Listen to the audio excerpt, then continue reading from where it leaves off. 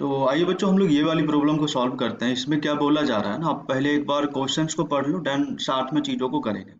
तो देखो, इसमें प्रॉब्लम का मतलब ऐसा है कि आपके पास एक बॉक्स है। इसमें जो है ना, 3 रेड बॉल दिए हुए हैं, और फिर इसके बाद 4 वाइट बॉल है, और इसके बाद आप देखोगे 3 ब्लू बॉल्स है। तो आपको इसमें बॉल को कुछ इस प्रकार से निकालना है कि जो आपके रेड बॉल्स है ना, ये वाइट बॉल से पहले निकल जाए। तो अगर ये वाली सिचुएशंस होती है तो इस केस में इस बात की क्या प्रोबेबिलिटी होगी कि सारे के सारे रेड बॉल आपके व्हाइट बॉल से पहले निकल जाए। तो बेसिकली इसमें यही बताना है। तो इस प्रॉब्लम को बेसिकली मैं दो मेथड से बताऊंगा। तो जो हमारा पहला मेथड है ना, आइए सबसे पहले हम लोग उस चीज को समझते हैं। तो फर्स्ट मेथड क्या बोलता है ना, कि मतलब इसमें हम चीजों को इजीली समझ पाएंगे कुछ इस तरीके से। जैसे कि मान लो यहाँ पे जो आपके रेड बॉल्स है, ये 3 आपके पास रेड बॉल्स है, बाकी जो आपके पास होंगे 4 वाइट बॉल्स होंगे। इसको मैं डब्ल्यू से रिप्रेजेंट कर रहा हूँ। तो अपना जो कंडीशन है ना, रेड और व्हाइट पे है। इसमें भी कंडीशन कुछ इस प्रकार से है कि अपना जो रेड बॉल्स होगा व्हाइट के पहले निकलने चाहिए। तो इसका मतलब क्या हुआ ना, कि आप अगर ध्यान से देखोगे तो जो आपके सारे के सारे रेड बॉल्स होंगे, आप किसी भी ऑर्डर्स में निकालो, बट उसके पहले एक भी व्हाइट बॉल मत निकालो, तभी हमारा कंडीशन फुलफिल हो गया ना। और रही बात ब्लू बॉल्स के ऊपर, तो इस पे कोई कंडीशंस नहीं है। आपको जब मन करे तब निकालो, कभी भी निकालो, कुछ फर्क नहीं पड़ रहा है, क्योंकि हमारा अल्टीमेटली फेवरेबल केसेज जो जो डिसाइड होगा ना, रेड और व्हाइट की हेल्प से डिसाइड होगा। तो इसका मतलब क्या हुआ ना, कि जैसे ही आप बॉल निकालोगे ना, स्टार्टिंग का जो 3 बॉल्स होगा, अगर आप कंटिन्यू रेड निकालते हो, देन इसके बाद आप फिर उसके बाद कोई सा भी बॉल निकालते हो, आप ब्लू निकालोगे तो प्रोबेबिलिटी पे कोई इम्पैक्ट पड़ेगा नहीं, क्योंकि वो फेवरेबल केसेज का पार्ट होगा ही नहीं। मतलब फेवरेबल केस की पार्ट की बात करें तो यहाँ पे सिर्फ दो ही टाइप के बॉल पार्टिसिपेट करेगा ना फेवरेबल केस में, मतलब रेड और वाइट। तो ये वाला सिचुएशन सिर्फ एक ही होगा, मतलब एक ही सिचुएशन ऐसा होगा जिसमें सारे के सारे पहले रेड निकल जाए, देन इसके बाद वाइट बॉल कंटिन्यू निकले। तो इस मतलब हम फेवरेबल केस की अगर बात करें तो फेवरेबल केस आपका सिर्फ 1 हो गया, क्योंकि एक ही ऐसा सिचुएशन होगा जिसमें मतलब इस टाइप की चीजें बनेगी। बाकी आप कुछ भी करोगे, व्हाइट को एक भी पहले निकाल दोगे, डन, उसके बाद ब्लू करोगे या फिर रेड करोगे, तो हमारा कंडीशन ही ब्रेक हो जाएगा। मतलब क्वेश्चन जिस हिसाब से पूछा है ना, उस हिसाब से मतलब फेवरेबल केसेस सिर्फ यही हो गए। तो फिर बोलोगे कि सैंपल स्पेस क्या होगा। तो देखो बच्चों, जैसे ही मैं सैंपल स्पेस की बात करूंगा ना, तो ये आपके जो 7 बॉल्स है ना, इसी का ऑल पॉसिबल अरेंजमेंट आपका क्या आ जाएगा, टोटल सैंपल स्पेस। तो इसका ऑल पॉसिबल अरेंजमेंट की बात करें तो 7 फैक्टोरियल डिवाइड बाई 3 फैक्टोरियल, और ये 4 फैक्टोरियल हो जाएंगे। और यहाँ से इसको सॉल्व करोगे तो ये 35 आ जाएंगे। तो हमारा जो प्रोबेबिलिटी हो जाएगा वो क्या हो जाएगा, फेवरेबल डिवाइड बाई टोटल, तो फेवरेबल 1 है, और टोटल नंबर ऑफ केस की बात करो तो ये 35 हो जाएंगे। तो यही आपके क्या आ जाएगा, आंसर हो जाएंगे। यहाँ पे पूछा क्या जा रहा है कि जो प्रोबेबिलिटी है m/n है। तो m की बात करें तो आपका m कितना हो गया, m 1 हो गया, और n की बात करें तो 35 हो गए, और n माइनस m पूछा है, मतलब 35 माइनस 1 बोले तो 34। तो इस प्रॉब्लम का जो फाइनल आंसर होगा वो 34 हो जाएगा। आई होप आपको ये चीज़ें समझ में आई होगी। बाकी इस मेथड को समझने में किसी को कुछ दिक्कत है तो इसका मैं दूसरा अप्रोच अभी डिस्कस कर रहा हूँ। आप लोग ध्यान से देखिए, इसका दूसरा अप्रोच क्या बोलता है ना, कुछ इस तरीके से इसको हम समझेंगे कि इसमें क्या है ना, कि मतलब पहले तो मैं इस चीज को लिख लेता हूँ। यहाँ पे क्या है, 3 रेड 4 वाइट, एंड इसके बाद जो आपके पास है 3 ब्लू बॉल्स है।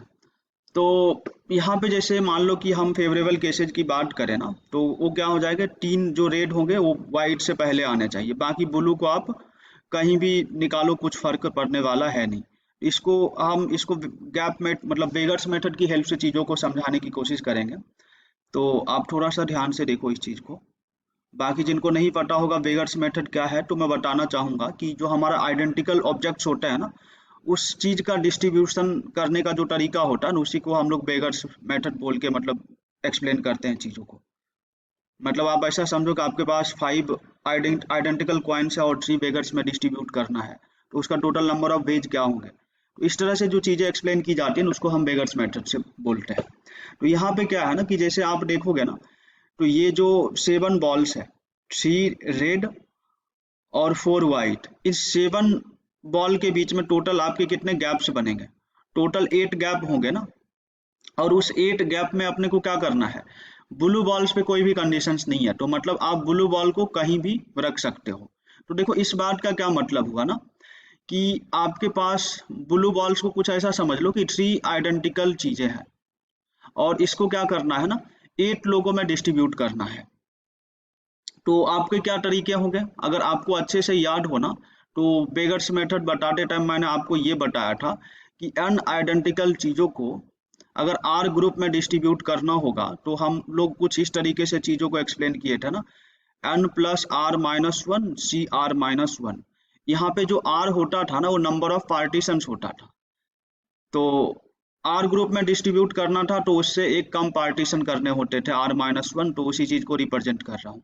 बाकी जिनको याद नहीं है, बस आप इसको एज अ फॉर्मूला याद रख लो कि एन आइडेंटिकल ऑब्जेक्ट को आर ग्रुप में आर लोगों में डिस्ट्रीब्यूट करना हो, और उस पर कोई कंडीशंस ना हो, मतलब किसी को जीरो भी दे सकते हो, कितना भी दे सकते हो, तो उस केस में बस आप ये फॉर्मूला यूज करोगे।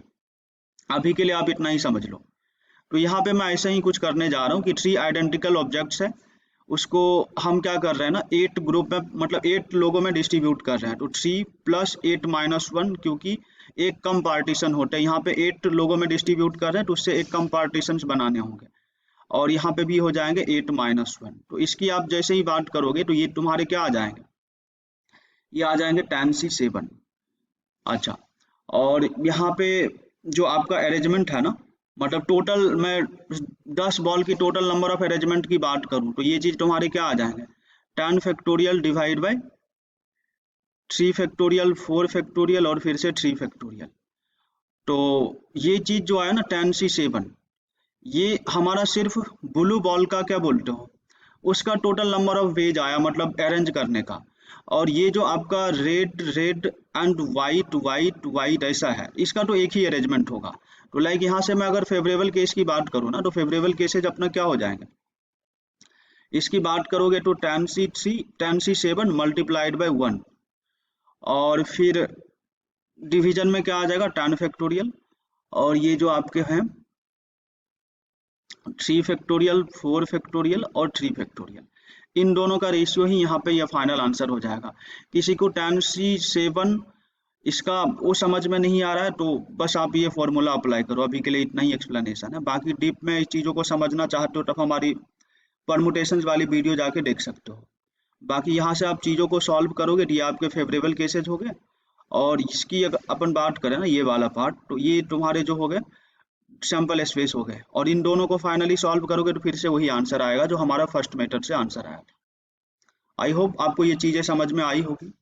बाकी इसी तरह की और भी अच्छे अच्छे डाउट्स का सॉल्यूशंस देखने के लिए आप हमारे चैनल को सब्सक्राइब कर सकते हो, और प्लेलिस्ट में जाके इस टाइप की वीडियो को देख सकते हो। तो चलिए बच्चों, हम लोग मिलते हैं नेक्स्ट वीडियो में, and thank you so much for watching this video.